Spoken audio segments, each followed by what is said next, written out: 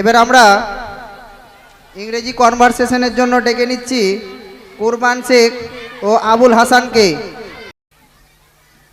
Assalamu alaikum. How are you? Wa alaikum assalam. I am good. What about you? I am also fine. What are you doing these days? You know it is exam time at school, so I am at home, always learning my syllabus.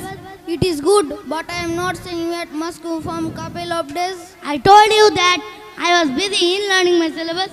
Hey, nothing is important than prayer. Remember, you can't achieve your goals without remembering the great who created you.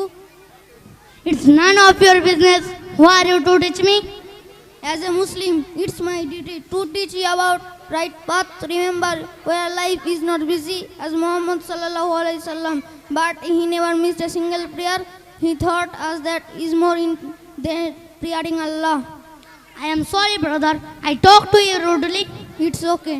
Thank you for guiding me towards the right path, towards the success. I promise that I will never over miss a single prayer again. Good. I am happy that you understood it. Thank you once again, my dear brother.